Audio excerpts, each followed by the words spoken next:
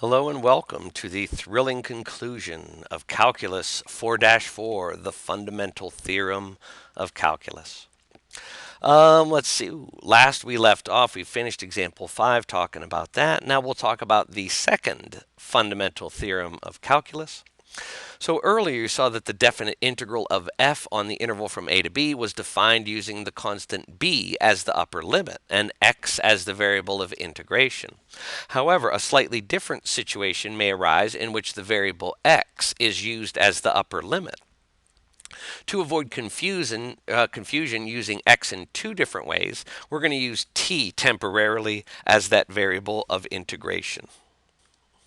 So let's take a look down here. So if our upper and lower limits are both constant, and f is a function of x, so a and b are both numbers. Now what if we have a lower limit that's a constant, but our upper limit is x, and now down here we have a different variable, f of t dt. Over here it was f of x dx, but now we've got x as the upper limit, and we're using a different variable down here. So let's see here. To set up this example 6, we could say evaluate this function from 0 to x of cos of t dt. Now one way to do it would be to set up and evaluate 5 different integrals. We could do one from 0 to 0 of cos of t, and then we could do another one from 0 to pi over 6 of cos of t, and then another one from 0 to pi over 4.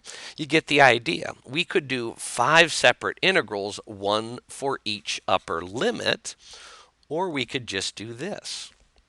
I'm going to copy that down here. We're going to go from 0 to x of cos of t dt. So let's antiderive. Antiderivative of cos is sine of t. And the integral symbol is now over here transformed into a bracket from 0 to x. And x is on top, so we let the x jump in first. So that's going to become the sine of x. Minus the lower limit jumps in, sine of 0. Now, the sine of x is the sine of x, but what is the sine of 0? The sine of 0 is 0. So that just disappears. So now we have, let me use the proper notation, capital F of x is equal to sine x. So what we've just done is turn the definite integral into another function. Remember, we can look at this one too as finding area under a curve. Cos is above the x-axis here. So this is sort of our area accumulation function. We can put different x values in for here. They'll jump here into the sine of x, and then when that answer comes out, we interpret that answer as the area that we have found so far under the curve. So this up here is equal to capital F of x is equal to sine x. Remember, that's where we started here, capital F of x. So let's just plug in these different values. So I got sine x. When we put 0 in there, the sine of 0 is 0. So we have accumulated no area yet. When we put in pi over 6, the sine at pi over 6 on the unit circle is equal to a half. So we've accumulated a half square units of area. Up next, pi over 4. The sine at pi over 4 is root 2 over 2. Again, we interpret this as how much area we have accumulated because we were finding here our antiderivative of that function. Up next, pi over 3. Sine at pi over 3, that is root 3 over 2. And then finally half pi, the sine at a half pi, top of the unit circle, our sine value is 1. So instead of evaluating 5 different integrals, we evaluated this to upper limit x, and then we just used it as a function, plug it into values and getting out our areas. And you notice I kept saying accumulating area. So it says here we can think of this as accumulating the area under a curve from 0 out to whatever x is going to be. Blah, blah, blah, blah, blah. This interpretation of an integral as an accumulation function is often used in integration applications. So here's what we were sort of doing. Remember when we anti-derived our cos value, what we started here with was cos. We have a cos wave. Starting at a peak, it's going to cross the x-axis at pi over 2. But to find the area under here, we anti-derived and we used a sine. So when we put in 0, we have not left the x-axis or the y-axis yet. Our upper and lower limits would both be 0. We have accumulated no area. When we move out to pi over 6, this shaded region here would be 1/2 square units. We roll out a little farther, pi over 4 radians. We're now up to square root of 2 over 2 square units. We go out farther to pi over 3. We're now up to root 3 over 2 square units. And then when we get all the way out to pi over 2, we've sort of blocked off that part of the first quadrant where cos lives. That area is exactly 1 square unit. Good stuff. So in example 6, note that the derivative of capital F is the original integrand with only the variable changed. That is, in all this notation, the derivative of capital F of x, in our case it was the derivative of sine x, or the derivative with respect to x of the integral from 0 to x of cos of t. Now remember, derivatives and integrals are inverses to each other. They're going to wipe out what each other did. So what we can look at here, this integral from 0 to x, is going to be wiped out by this derivative notation. So the deriving and the integration cancel just like squares and square roots. That means this x has only one option left. It jumps down in here and takes the place of t. So we just get cos of x. And there's our answer. So this result up here is generalized as the second fundamental theorem of calculus. And let's take a look at it. So it says if f is a continuous function on an open interval I containing point A, then for every x in that interval, notice here we have derivative notation. We are deriving with respect to x. And what are we deriving but an antiderivative with the upper limit of x? And our function is f of t dt. Well, that derivative and integral symbol are going to cancel each other out. Poof. That x jumps down and lands in the function f of x. And that's our answer. That is the second fundamental theorem. And we have an insight down here. The second FTC is frequently tested on the multiple choice and the free response sections of the Calc AB exam. Remember the chain rule when necessary. So here, just nice, straightforward example of that second fundamental theorem. Let's just take a look and really dive into the notation.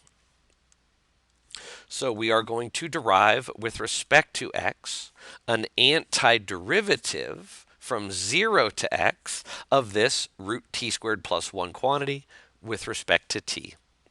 So the second fundamental theorem says these are going to cancel each other out, just like squares and square roots, just like dividing and multiplying. They're gone. That x, our upper limit variable, is going to jump down here, kick t out of there, and take its place. So that t squared plus 1 is now an x squared plus 1, and the show is over. It is that easy. Now notice our upper limit was just an x. And what is the derivative of just an x? That's a 1. So this is just a very straightforward example of that second fundamental theorem. But the book author did just warn us here, remember the chain rule when necessary. When our upper limit was just an x, its derivative is just 1, no chain rule required. What if we have a second fundamental theorem of calculus problem where that upper limit is not just an x, that upper limit is x cubed? Uh-oh. We kind of got to think of the chain rule. So this, I'm going to do this with very notation heavy. I hope it's not too confusing. We are going to make an assumption, and we're going to let u equal that upper limit x cubed. X cubed. So now here comes a bunch of notation at you. Capital F prime of x.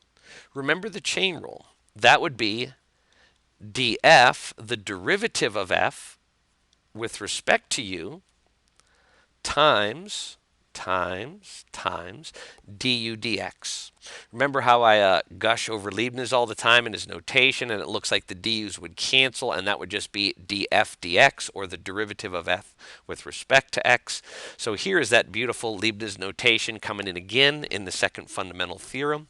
Now, just to do a small change to this, I could rewrite this as d du, the derivative of u, of, I'm going to just put a bracket around that, capital F of x, times du dx. Okay, and I don't want to erase too much of this. Let me see if I can just erase this. I guess I can get this out of here because you got it written down in your notes. Move this up here. Now, the reason I blocked off that f of x in that bracket is because f of x is this integral sign up here that I'll sort of underline in blue. So I'm just going to recopy that. D du, the derivative with respect to u of the integral from half pi at the bottom to x cubed up top, cos of t dt, close off that bracket, and we've still got this du dx out there, du dx. Ooh, and I guess what I should have done also, this x cubed I left up here, remember I erased it, but we let u equal x cubed. So what I should do is take this x cubed out of there and replace that with a u. U. There we go. So here again, it's a bunch of Leibniz notation, but it's taken us somewhere very beautiful. We're very close to our destination. So here, get out of the way. Let me close this stuff up. There we go. So here we have d du, we're deriving with respect to u, this integral with an upper limit of u. So we're going to cancel those out. U is going to hop in there. And now we've got the cos of u. And we've still got this du dx. du dx. Okay. Last line, I'm going to come down here in blue ink. The cos of, we're going to replace that u with our original substitution. Let's put back in our x cubed. Now du dx, what is that?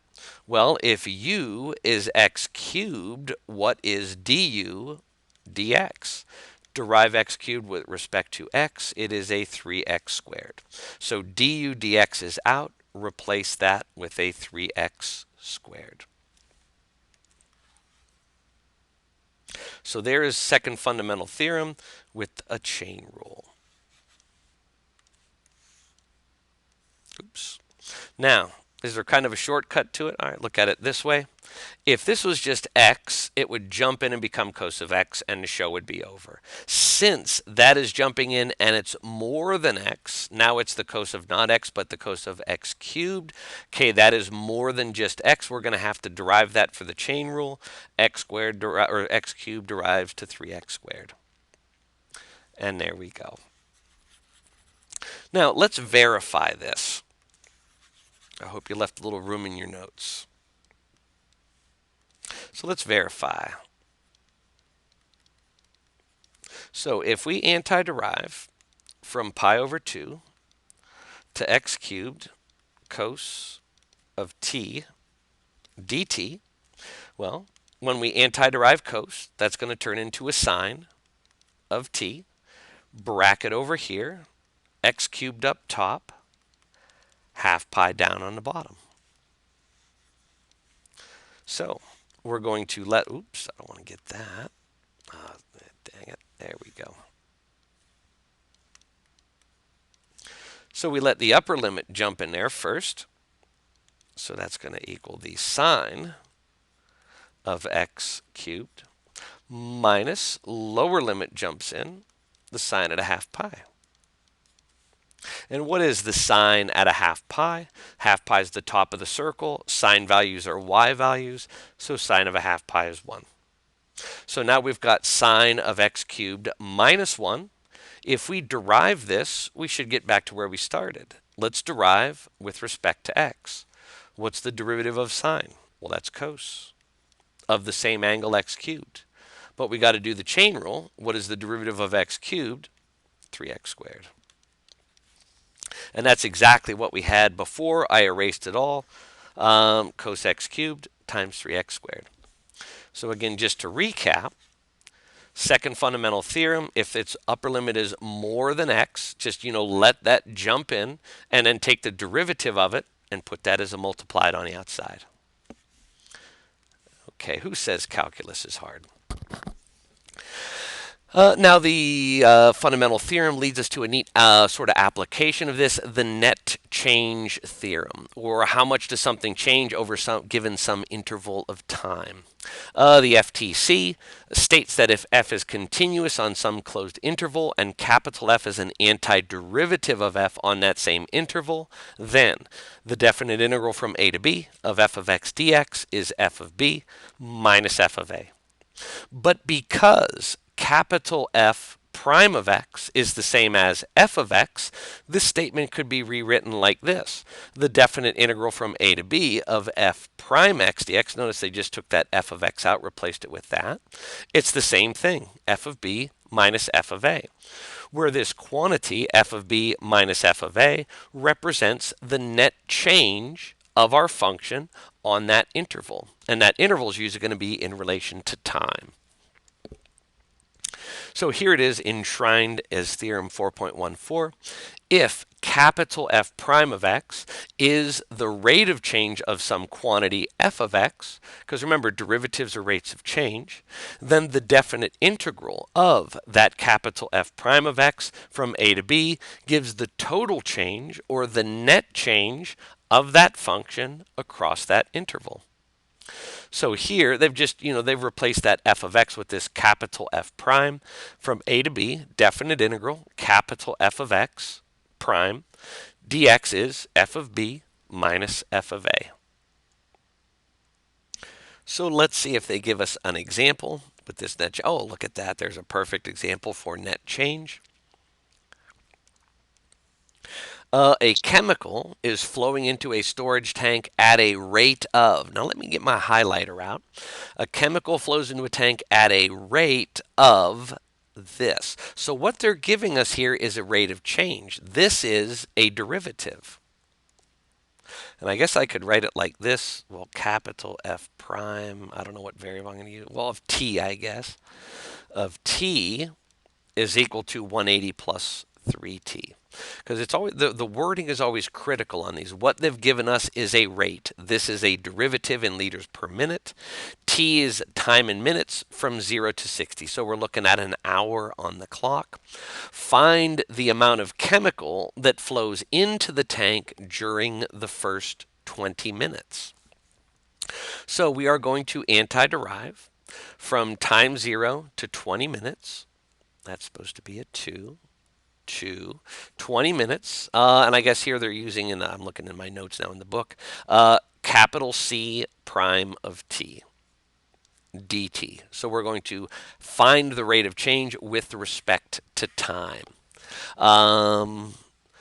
Let's see here now. And up here where I wrote capital F prime, I guess capital C prime would be better, because let's plug that in.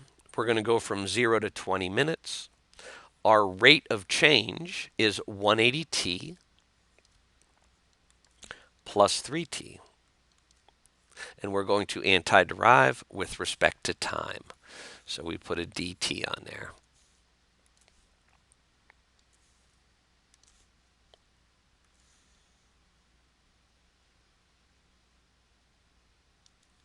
Oop, get up there.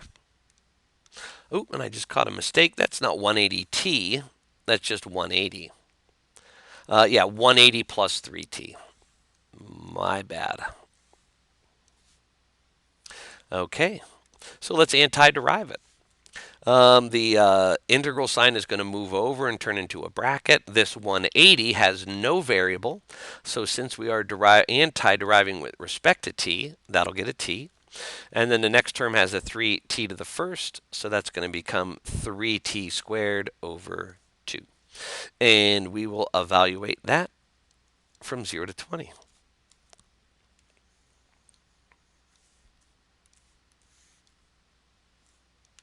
So upper limit gets to go first. That 20 jumps in right here. 2 times 18 is 36, and then we tack on a couple zeros. Plus, let's see, 3 times 20 squared. 20 squared is 400 times 3. Hold on. 1,200 divided by 2. Yeah, that would be 600. And then we're going to minus. We need to give our lower limit its turn. 0 jumps in. 180 times 0 is 0. Plus 3 times 0 squared is 0 divided by 2. So that all just turns into a 0. And we get 3,600 plus 600. That's 4,200. Now, of course, on the AP test, this is an applied problem. We need units and context. So that's 4,200 liters. And let's go back and reread the question. Find the amount of chemical that flows into the tank during the first 20 minutes. So we get 4,200 liters of that chemical in 20 minutes. And there is a net change application of our calculus. Ooh, what's that insight? On many free response questions on the AP exam, you must decide whether you are being asked for a rate of change, a derivative application, or if you're given a rate of change and you're going to accumulate some change, a definite integral application. Again, that's why I busted out my highlighter and made sure to point out that we were given something that was a rate. Rates are derivatives in calculus. Okay, I believe this is the last topic for this video. Also a biggie on the AP test, particle motion, or how a thing is moving. Doesn't have to be a particle. A lot of the ones on the AP test have talked about bugs or different things moving around. So another way to illustrate net change is to examine the velocity of a particle moving in a straight line, where s of t is its position at time t. So its velocity is the derivative of position. V of t is s prime, and the definite integral from a to b of velocity is going to be s. S of b, the upper limit, minus s of a. Because when we anti-derive velocity, it takes us back to position. This definite integral represents the net change in position, or the displacement of that particle or whatever is moving around. When calculating the total distance traveled by the particle, we must consider when velocity is negative, and the velocity, or the intervals where velocity is positive. When velocity is negative, the particle's moving to the left. When velocity is positive, the particle's moving to the right. To calculate the total distance traveled, we will integrate the absolute velocity of, or absolute value of the velocity. So the displacement of the particle on the interval from A to B is this. So here's our interval A to B. Definite integral a to b of velocity. We would anti-derive that, and we're going to get the area of the first interval, maybe minus the area of the second interval, plus area of the third. So here we were moving to the right, and then when it was negative, we were moving back to the left, and then maybe we move back to the right a little bit. So that is going to be our distance from start. Displacement, you could say, is also your distance from start. So again, let's say we start here and we move to the right a ways, and then we come back to the left a little bit, and then we go back to the right a little bit. So our displacement is how far we have moved from start. Total distance traveled, we would sort of unbend this line and straighten it out for our total distance traveled. Like if you start in Clearfield and you travel 100 miles this way, and then you travel 90 miles back, your displacement is 10 miles. You're 10 miles from where you started. How far have you really traveled? You've traveled a total of 190 miles. So when you're looking at these total distance traveled and displacement, for total distance traveled, any negative component, you got to absolute value that to make sure it's positive. So we want to absolute value our velocity and make sure all of those chunks of area are positive area. And I guess it does say C to figure. Okay, here we go. So when we're anti-deriving, this is so positive area. This would be movement to the right. This, A3, is also movement to the right. But A2, when velocity went negative, this is movement back to the left. So those are our shaded regions. If we add them all up, you know, this is positive, this would be a little negative area, and this is more positive. That would give us our total displacement. How far have we moved from start? If we force this area to become positive and then add it all up, that is the total distance traveled. And here we go. So the problem says the velocity in feet per second of a moving particle on a line is this: t cubed minus 10t squared plus 29t minus 20, where t is time in seconds. Part A, what is the displacement of the particle from 1 to 5 seconds? And then B, what is the total distance traveled by the particle? So displacement, we're just going to anti-derive as usual and leave the negative areas alone. When we look at part B, total distance traveled, we're going to have to identify if that goes under the x-axis at any point and take the absolute value of that section of the graph. Now let's see here, graph is provided. I guess we could come up with a way to factor this. Nothing's really jumping out at me. So here's what's going on. For the first 3 seconds, from 1 to 4, we are traveling to the right. And then from the 4th to the 5th second, we're traveling back to the left. So we will have our displacement and total distance traveled will be 2 different answers. The first one, I believe, is the easier. Total displacement from 1 to 5. This is just a straight up antiderivative, definite integral, from 1 to 5 of t cubed minus 10t squared plus 29t minus 20 with respect to t. So we anti-derive. Raise the power by 1, t to the 4th, divide by the new power 4, minus 10t to 1 power higher 3, divide by 3, plus 29t is now up to t squared, divide by 2, minus 20 does not have a variable, so it gets a t to the 1st. We will evaluate this from 1 to 5.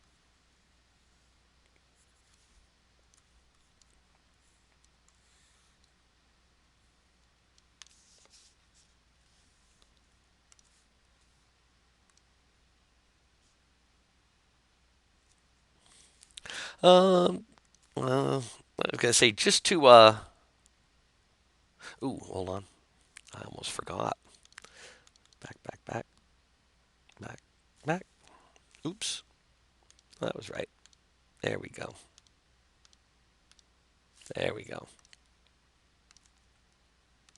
So the 5 is going to jump in first.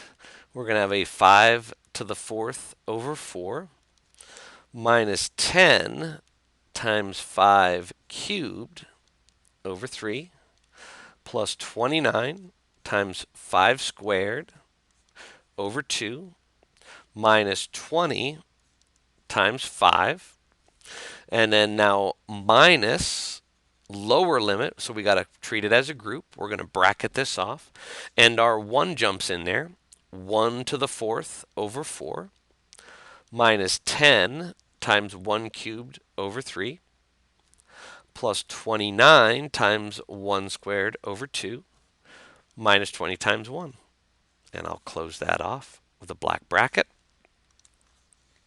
Now, just to save a little time in all this number crunching, the stuff I did there in red is going to be 25/12 minus the stuff I did in black ink would be a negative 103/12.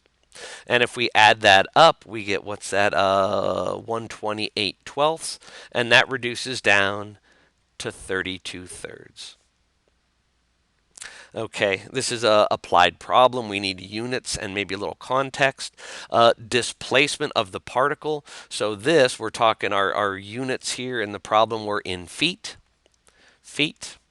Now, since this is a positive answer, it's feet to the right. To the right. So we had a starting point. When we're all done, our particle has stopped 32 thirds feet to the right of starting point. Okay, so that's our answer for part A, 32/3 feet to the right. Now we need to find total distance traveled by the particle. Because for a while there, we were moving to the right, and then we turned back and moved to the left a little bit, and when we stopped, we were 32/3 away from start. Now, what if we took this part here where we moved back to the left and sort of bent it out, so this was all straight? That would be our total distance traveled. So here we're going to have to look to the graph they provided. Again, this positive area is movement to the right, so we are going to be able to set up an integral from 0 to 4 of our function t cubed minus 10t squared plus 29t minus 20 dt. And let me get this up. I'm going to need room for this. So this goes up here. So that I'll leave coded in red. That is our positive area that is above the x-axis. Now we want to add in this area. But because it's under the x-axis, when we evaluate it, it's going to be negative. So one way to account for this is we are going to minus the integral from 4 to 5. Because when we evaluate this with the fundamental theorem of calculus, this is going to turn into a negative answer. And when that negative answer hits this negative sign, it's going to turn into a plus. And then all will be right with the world. But now I got to copy the function in here again in blue. T to the third minus 10t squared plus 29t minus 20 dt. Oops, oh, dang it, there we go. Now this, there's no way I'm going to be able to write small enough. So, and we've already anti-derived this, so we know what the antiderivative is going to be. So let's see here. Actually, let me shrink this up a little bit too. Oh, well.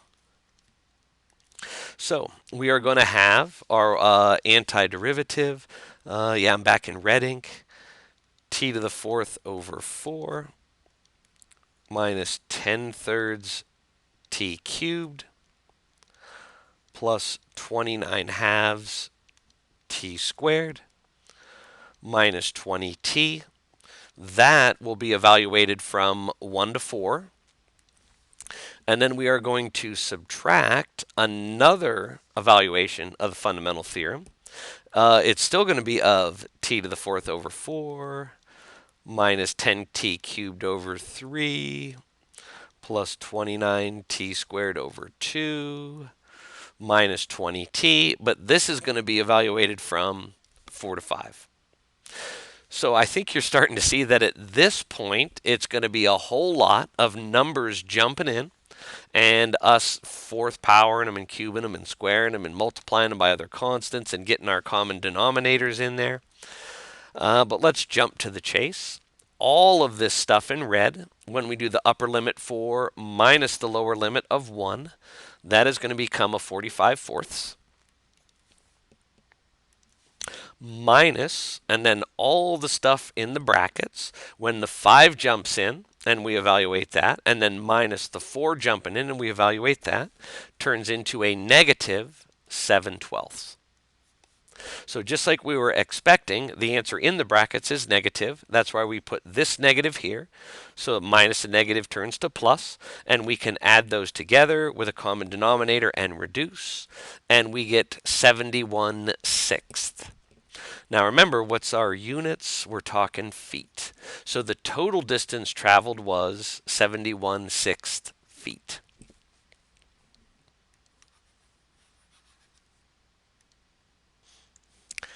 Now, to compare our two answers, fractions might not be the best way to go.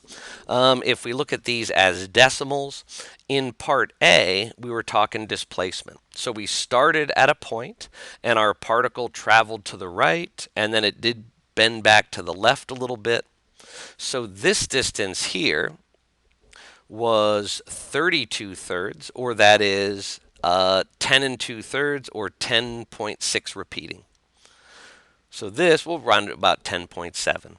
So from the first second to the fifth second, we went to the right, we moved back to the left. That way we are 10.7 feet from where we started. Now part B was how far did we travel total? Well, imagine if we took this part here that bent back to the left and we straightened it out. So we're going to start at the same point, we get to here, but when we get that same distance, we're not going to bend back to the left, we're going to just keep going. This is our total distance traveled. That was the answer to part B. As a decimal, it's about 11.83. So displacement, how far from start, total distance traveled is total distance traveled. Okay, is that, what's this? Oh yeah, that's the graph we used. That is the end of 4.4, the Fundamental Theorem of Calculus. I hope you enjoyed it. In class, we'll be working on odd problems and WebAssign. See you then.